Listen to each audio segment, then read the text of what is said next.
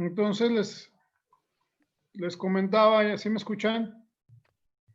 Sí. Okay. Sí. Les comentaba pues que ni estamos enojados, estamos haciendo un análisis, una evaluación, estamos viendo realmente qué nos falta, qué más podemos hacer, retroalimentando. Les digo, fue Laisha.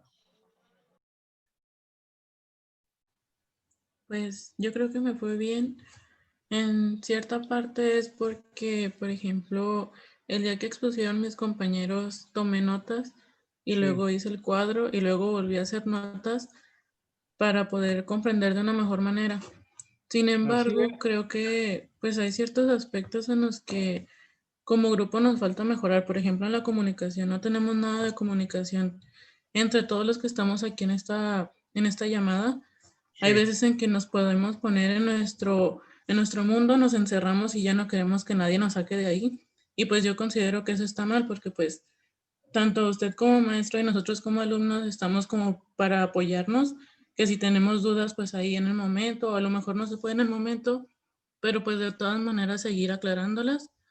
Y yo creo que es lo que nos ha pasado, que la mayoría de las veces tenemos dudas, pero por X o Y razón, de que si se enoja, de que si no nos quiere responder o de algo, no preguntamos a nuestros mismos compañeros o a la persona que nos pueda resolver esa duda. Ok, sí, miren, normalmente pues también se ve que pasa, pero aquí yo siempre terminamos parte de las diapositivas y les pregunto, les digo, no somos todólogos tampoco, ¿eh?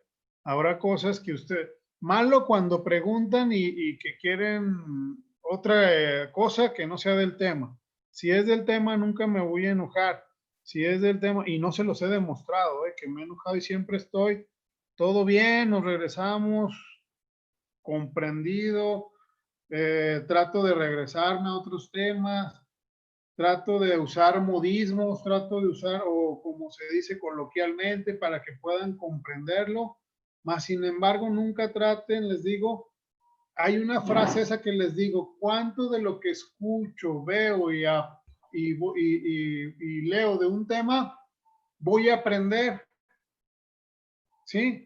Si tu maestro faltó todo el semestre, pues la pregunta le vas a echar la culpa al maestro, pero ya tienes mínimo la materia, ya tienes mínimo irte, si no te da clases, irte a un hospital a aprender de esa materia. Digo, cuando el tema es, o cuando la materia es hasta un departamento, como es nuestro caso, ¿sí? A lo mejor cosas de química, bioquímica, pues ahí están los libros y hay que estarlos resumiendo, porque a veces también cada maestro lo entiende y agarra fragmentos para poderlo definir, no se sabe todo el capítulo y tampoco les estoy pidiendo eso. Yo les hice una pregunta muy seria, ¿sí? De que qué les había pasado. Lógico que había algo y por qué estoy hasta este momento, porque algo estaba pasando. Lo más fácil es, insisto, crear espejismos e irnos con puros cienes. Sí, entonces, tenemos errores, está esta parte que es, ¿cómo se dice?, a distancia. Han puesto hasta videos de cómo se hace y también les pongo ejemplos. Antiguamente las parteras tenían la noción y los conocimientos y empezaron a aprender sin un maestro. Entonces, yo lo empecé bien, un análisis inicial, qué estaba pasando, pero si queremos crear espejismos, ay, fue esto, ay, fue el otro, no es cierto. ¿Por qué? Porque les digo, no es la primera vez que doy esta materia. Sí, entonces algo estaba pasando, por eso me atreví a hacer esto. Sí, a lo mejor también no les he dado todas sus clases, las prácticas por obvias razones, pero lo hemos venido complementando con un video. No es suficiente. ¿Qué tienen que hacer? Una estancia, ir a verlo, un tutorial, leerlo, revisar el manual, consultarlo en una y otra vez, desfragmentar todas esas palabras que vienen porque usamos mucho lenguaje, le llamamos científico nosotros. igual que el médico, ¿sí? ¿Qué es CAMP? Tengo que irlo a descifrar CAMP. ¿Con qué lo puedo hacer? ¿Qué es una prueba de oxidasa? ¿Qué es coagulasa? Algunas, como bien dicen, pues ya las vimos. Tuve la suerte que me diera X maestro y ese maestro me amplió un poquito más el tema, o sí lo hice, ¿verdad? Porque todos también ustedes vienen de un grupo de maestros. Si mal no recuerdo, en cuarto hay tres terceros, pero dos son en la mañana y uno en la tarde, ¿verdad? ¿Sí o no? Nosotros tuvimos 2 en la mañana, 2 en la tarde. Había 2 y 2 cuartos. Creo que sí, porque éramos muchos. Ah, ok. Normalmente eran 3 grupos, ¿verdad? Entonces, lógico que no les dio el mismo maestro en todos los grupos, perdón, a todos los grupos, la misma materia, ¿verdad? Entonces, a eso es a lo que me refiero. Y les digo, con esta frase, les digo, ¿cuánto de lo que escucho, oigo y veo aprenderé de esa materia? ¿Saben cuál es la respuesta? La respuesta es lo que usted quiera, porque usted tiene el control sobre ese tema. Usted sabe hasta si hace una tabla comparativa, si ve un video, si hace todo como dijo su compañera. Yo lo vi, lo leí, conocí un poco más. Si no me gustó la definición de nuestros compañeros o si no la entendí, me voy a otra más sencilla. Les digo, hay muchas trabas que se nos pueden presentar.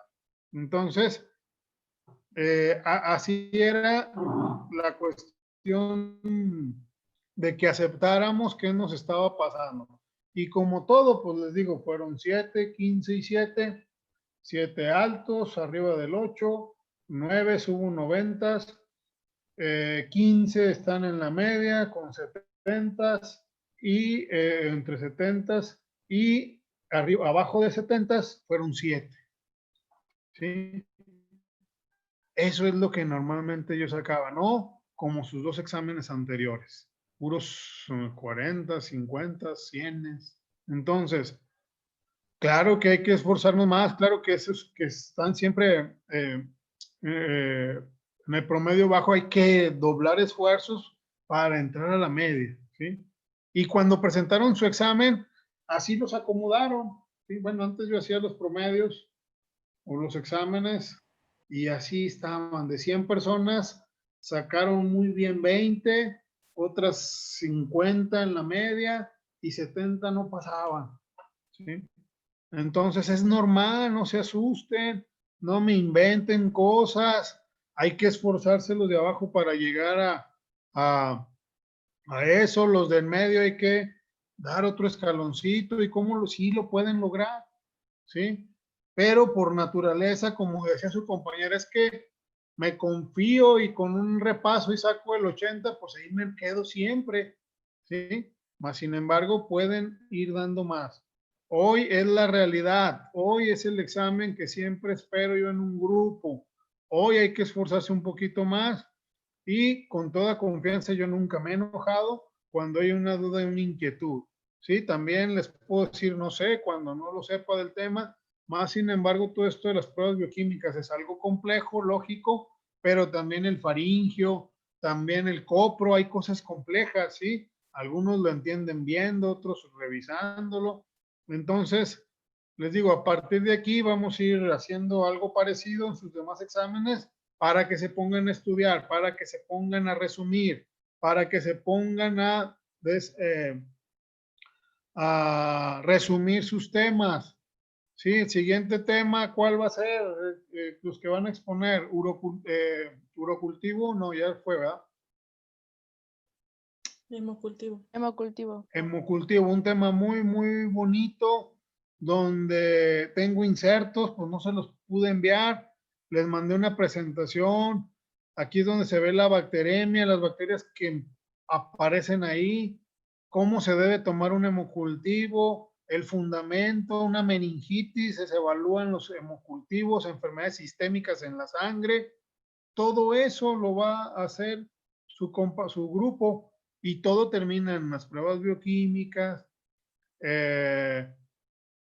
y por eso se ven por separados. Pero les digo, a partir de aquí tienen una chamba de hacer su tabla de las pruebas bioquímicas, aunque los aparatos en un futuro a ustedes les toquen automatizados, hay que ver los fundamentos, hay que ver las reacciones. El día de mañana que si tiene un problema en estos equipos automatizados, si no hay conocimiento, podemos estar trabajando erróneamente. Les platico. Y Gerardo por ahí no me dejará mentir. Hoy en la actualidad hay equipos automatizados, ¿sí? Nosotros manejamos, y creo que ya se los había platicado, manejamos un agar que se llama MB, ¿sí? ¿Quién me puede decir las siglas del MB? En inglés o en español, como gusten. Desde ahí tenemos que ir deshibridando los medios de cultivo. No recuerdo, eosina metileno. Blue es por el A ver, no me color. acuerdo. Azul de metileno. Es el azul, es blue por sus siglas en inglés, Gerardo. Eosina azul de metileno. Sí. Eosina EMB, su nombre es por sus siglas en inglés y la B corresponde al color azul o blue. Blue, ok. Entonces, ese azul o ese color, aunque lo vean ustedes morado en la práctica del agar, ¿sí? O como el mentiolate, nos estaba dando falsos positivos en el equipo Bytec al principio. ¿Por qué? Arrastrábamos medio en la colonia y esa coloración azul donde se evaluaba pruebas de coloración, turbidez, esa coloración nos interfería y nos los marcaba como positivo. Por eso siempre se dice, siempre hay que tocar del borde de la colonia, ¿sí? Y no arrastrar con medio de cultivo. La prueba de catalasa, se los he dicho una y otra vez, siempre hay que tomar del borde de la colonia y no picarle al medio porque el eritrocito es catalasa positivo. ¿Sí? Entonces, cosas tan sencillas, situaciones, y no sabían qué era y les estaban dando otras colonias que no eran, y también porque lo arrastraban en la dilución de la colonia y salían falsos positivos. ¿Por qué? Por esa coloración del medio, por esa turbidez que nos generaba el agar. Entonces lo hacemos a lo rápido y si no, hasta que vienen los técnicos, comentan, y agarraban con todo el hisopo al medio y esa turbidez pues estaban dando falsos positivos. Entonces, a eso es a lo que voy. El químico debe de tener, ¿qué les dice su perfil de egreso? Ustedes deben de tener un sentido analítico, un sentido de resolver problemas, ¿sí? ¿Cómo los vamos a ir resolviendo? Pues estudiando, conociendo si fue un error preanalítico, posanalítico, transanalítico, etcétera, etcétera. ¿Por qué ustedes el día de mañana les digo, el médico, el laboratorista, el auxiliar, el jefe, va a ir con usted a esa área a ver qué está pasando, a ver por qué están bien, a ver por qué están mal, o siempre en la práctica, en la marcha, muchachos, nosotros nos enfrentamos y tenemos que resolver los problemas. No me dio, nunca le voy a decir al paciente, resultado, no me dio, ¿verdad? Tenemos que ver lo más acercado. También las bacterias son probabilidad estadística, puede ser esta, y también sintomatología, de dónde se aisló la bacteria, etcétera, etcétera. Entonces, sí, algunas cosas y tips por la experiencia se los podemos platicar, pero la realidad ahí va a estar en el artículo, en los libros. Nosotros les complementamos sus clases, ¿sí? El maestro dice, ya no debe de ser el protagonista de la materia, ustedes deben de estar platicando, debemos estar haciendo coloquios, si queremos ir avanzando el nivel. Se les da el mismo tema a todos, a 5 o 6 se les pregunta cómo lo entendió y se evalúa como el alumno de medicina o como le hacían antes con el librito, donde se queda, sigue el otro. ¿Para qué? Porque debió haber leído todo el tema. Y les digo, hay muchos coloquios, situaciones. Aquella vez, ¿por qué creen que les quería dar un día más de su exposición?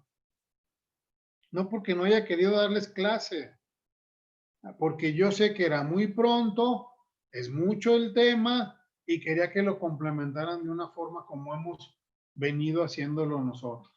Yo les di unos ejemplos cómo se hacen las diapositivas, a lo mejor no las hice yo, pero son las que normalmente me llevan a lo que estamos viendo. Si usted le da una búsqueda, le baja cientos de diapositivas y algunas no trae lo que queremos. Entonces hay que estar detallando qué quiero, cómo es, cómo se siembra, cuáles se sembramos, su clasificación, todo lo que hemos venido despacito. ¿Sí? ¿Alguna duda, pregunta hasta aquí, muchachos?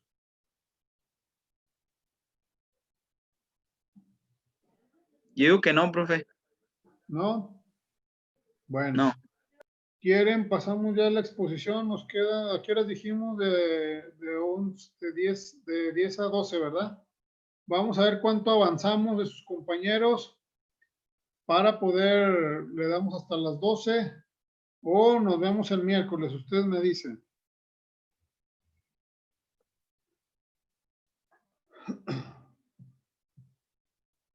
Los escucho.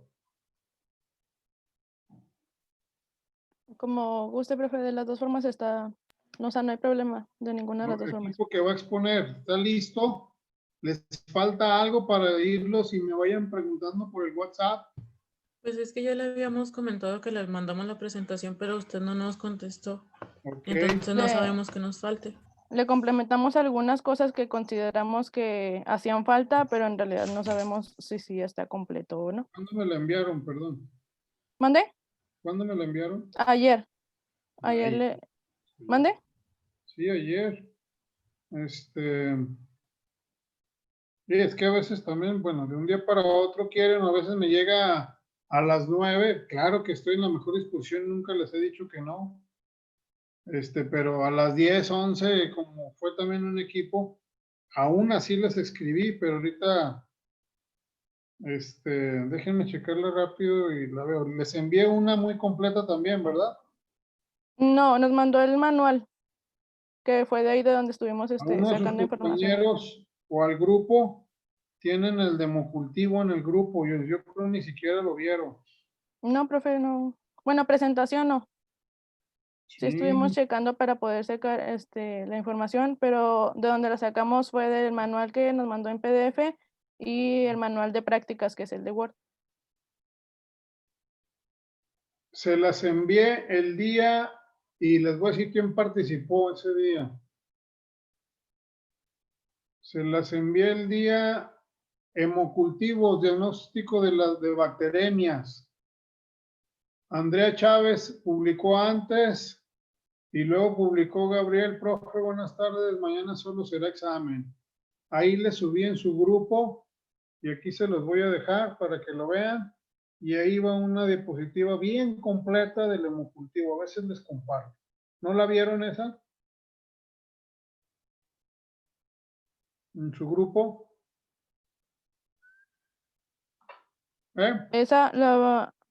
Sí, creo que algunas compañeras sí estuvieron sacando de ahí. 10:31 PM. El día, les digo, fue el día 11 de octubre. Aquí estamos hoy a 30, hace 14 días les anticipé algo de material. Pues según lo que vemos sí está completa. Iniciamos, muy bien, iniciamos y no me lo tomen a mal, yo sé que no caigo bien, pero más sin embargo me gusta no crear espejismos, ¿sí?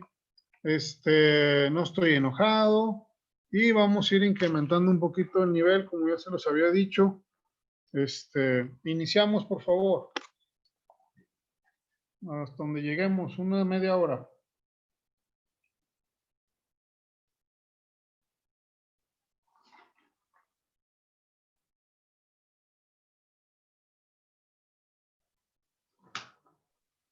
¿Sí se veía la pantalla?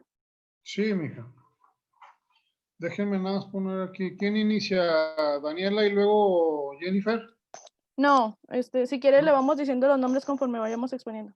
Por favor, gracias. Iniciamos. Buenos días, compañeros. El día de hoy mi equipo y yo les vamos a exponer el tema de hemocultivo. El equipo está conformado por mi compañera Daniela Esquivel, Jennifer Gerardo, Diana Pérez, Neidy Cerrato y su servidora Laisha Quiroz. ¿Le das a la siguiente, por favor? Bueno, primero que nada vamos a ver los objetivos que tiene esta exposición. El objetivo general es que debemos conocer qué es un hemocultivo. Vamos a ver su definición y para qué nos sirve.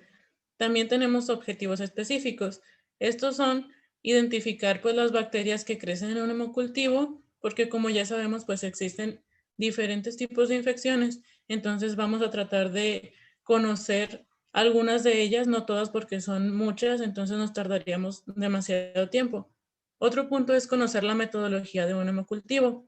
Lo vamos a ver cómo es que se realiza desde la toma de muestra y cómo es que se siembran los agares, etcétera.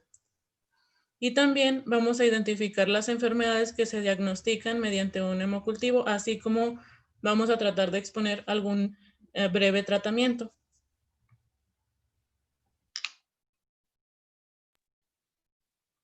Ahora soy Neidy. Bueno, el aparato circulatorio es un sitio que naturalmente es estéril. Entonces, la presencia de microorganismos o de algunas de sus productos, como pueden ser, por ejemplo, las toxinas, pues constituyen un problema para todos los órganos y los sistemas que dependen de la irrigación de este sistema, que pues básicamente pues serían todos. Entonces, la detección y la identificación de los diversos agentes microbianos que se puedan presentar, pues es de vital importancia. Tenemos desde el punto de vista clínico y desde el punto de vista epidemiológico. Por ejemplo, desde el punto de vista clínico, el Te hemocultivo ofrece... perdimos, Neidy. ¿Perdón? Te perdimos, perdón. Listo. Ok. No se escucha. Por ejemplo, desde el punto de vista clínico, se ofrece información necesaria para poder establecer una terapia antimicrobiana adecuada y también para establecer el pronóstico del paciente. Y también tenemos, pues, desde el punto de vista epidemiológico, nos permite registrar la etiología, la frecuencia y el tipo de la población afectada, que pues sería la epidemiología. Y pues mediante esto se logra establecer e implementar medidas de prevención y de control específicas. Bueno, el hemocultivo, que también a veces es llamado cultivo de sangre, pues es una prueba de laboratorio que se utiliza para detectar la presencia de microorganismos en una muestra de sangre. Y esto pues es con el fin de poder dar un diagnóstico y un tratamiento al paciente. A lo largo de la presentación les vamos a ir mostrando cómo. Bueno, es lo que ahorita comentaba la profe. Se han descrito diferentes tipos de infecciones en el aparato circulatorio. Por ejemplo, estas pueden ser la bacteriemia, que es la presencia de bacterias en la sangre, la fungisemia, que es hongos en la sangre, la septicemia también, que es es la respuesta sistémica a una infección. Aquí es donde encontramos lo que llamamos el choque séptico, que es pues el progreso de esta enfermedad.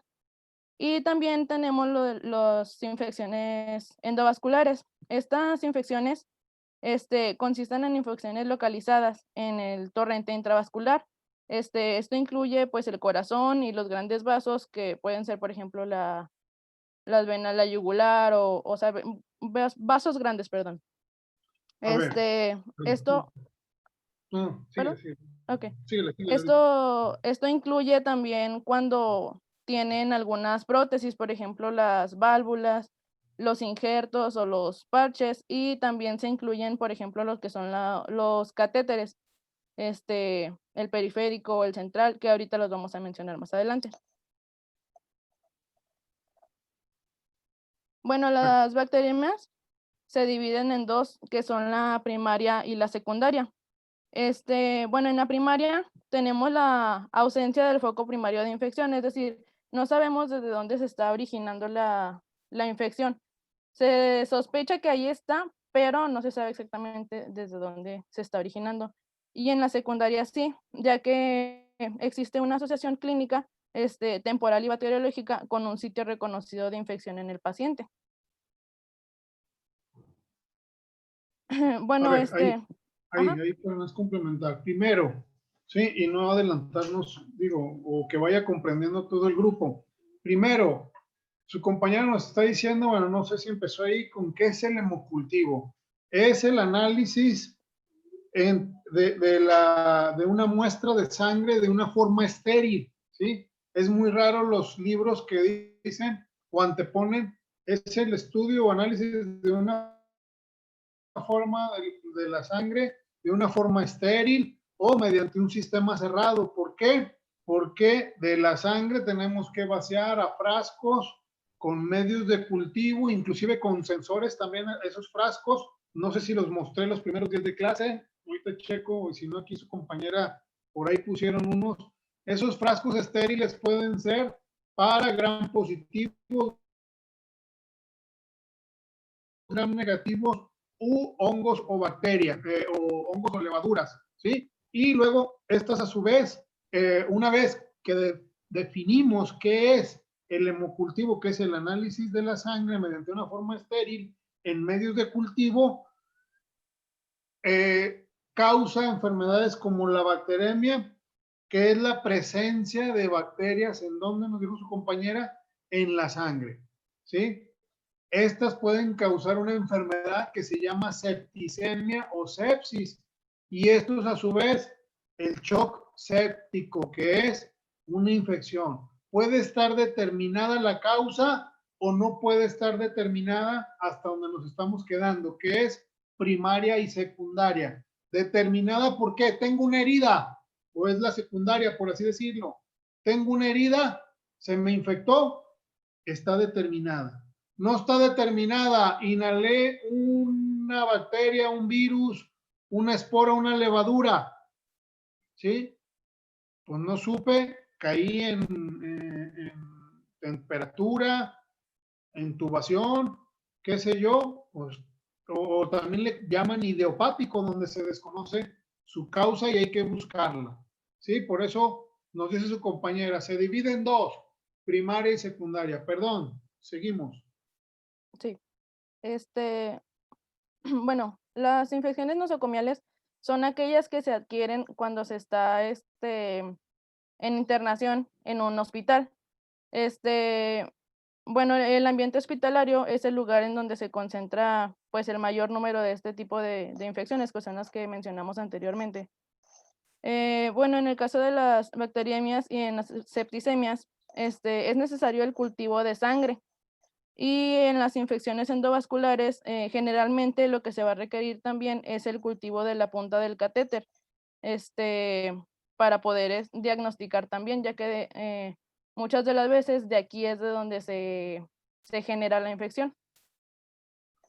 Bueno, mundialmente la septicemia bacteriana nosocomial constituye una de las enfermedades infecciosas más graves, ya que pues su mortalidad oscila entre el 40 y el 60% de los casos.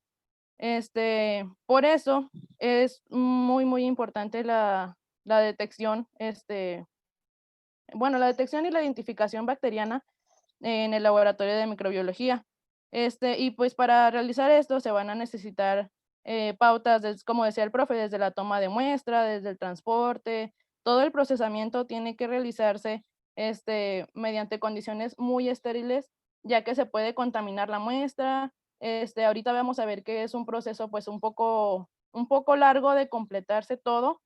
Entonces, pues tenemos que cuidar todas estas condiciones porque recordemos que son pacientes que ya están en hospital la mayoría de las veces y pues no podemos estarlos haciendo esperar mucho.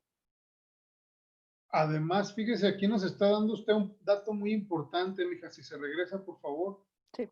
Muchachos, su compañero nos está dando aquí un dato muy importante.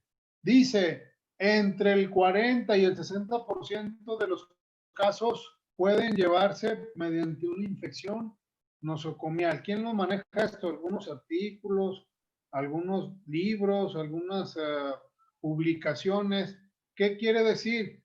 Que del 100% de los pacientes o familiares, inclusive que tengamos hospitalizados, de cada 100, 60 pueden infectarse, pueden desarrollar, aunque hayan entrado de alguna cirugía, un parto, una neumonía, bueno, una cosa que no sea adicional a esto, aquí ella nos está diciendo, y sí, el 40% o la mortalidad de los pacientes que ingresan pueden morir por una infección nosocomial que puede terminar en torrentes sanguíneos. Si yo tengo una herida, se me contamina y murió la persona, o su índice de mortalidad fue por una infección, ni siquiera por su cirugía, sino por todo lo que ahonda en el hospital, porque son muy frecuentes. Y lo principal que debieran de hacer las instituciones es erradicar las infecciones nosocomiales, estar en constante sanitización, remodelación, tuberías que no haya rotas, drenajes limpios, etcétera, etcétera, para evitar que los pacientes se nos contaminen. Siguiente, por favor. Bueno, ¿cuándo va a ser necesario o cuándo se va a indicar hacer un hemocultivo? Pues bueno, debe realizarse en sospecha clínica de sepsis, de, por ejemplo, meningitis, de osteomielitis, pielonefritis, también en infecciones graves de la piel y los tejidos blandos. Ahorita mencionó también el profe algo sobre eso. Por ejemplo, neumonía, en endocarditis y también cuando tenemos fiebres de origen desconocido, por ejemplo, un absceso oculto, cuando hay, por ejemplo, también fiebre tifoidea, brucelosis, tularemia, o sea, fiebre que en realidad no sabemos por qué se está originando. Y pues esto nos va a dar una pauta para poder determinar mejor cuál es el microorganismo que nos está afectando. Y bueno, para poder sospechar sobre esto, los signos que inducen esta sospecha incluyen fiebre o hipotermia, neonatos o ancianos. También leucocitosis, que pues sería el aumento de los leucocitos en la sangre. También el deterioro ya sea de uno o de varios órganos, cuando no tienen una causa aclarada. Y pues también la combinación de alguno de estos síntomas no quiere decir que nada más tengan que presentar una. Aunque no son los únicos síntomas, pueden haber otros, por eso pues se tiene que estar pendiente de ver cuándo se tiene que realizar. Bueno, la extracción de los hemocultivos también está indicada en niños pequeños o ancianos que tienen pues tienen una disminución súbita de la vitalidad. Ya que en estas poblaciones no pueden, más bien puede ser posible que no se presenten estos síntomas o estos signos típicos de la bacteriemia. Y además, el hemocultivo tiene que complementarse con cultivos de otros fluidos. No, no significa que se tenga que hacer solo, tiene que complementarse para poder llegar a un diagnóstico más exacto. Por ejemplo, los líquidos como el líquido cefalorraquídeo, con orina o muestras del tracto respiratorio inferior, líquido sinovial, dependiendo de qué es lo que más o menos se sospeche en el paciente. Muy bien. Ahora sigo yo, Diana Pérez. Sí, Diana.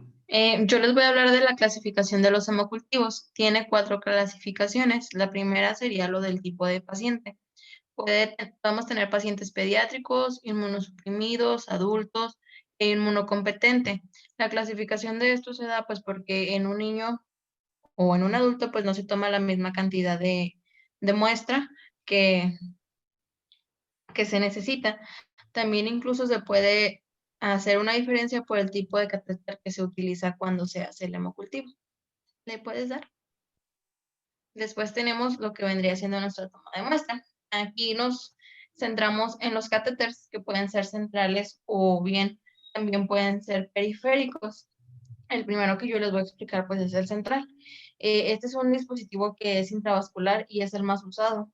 Este se inserta de forma percutánea a través de un acceso venoso central, que puede ser, no sé, como la vena cava subclávica, la yugular o la femoral.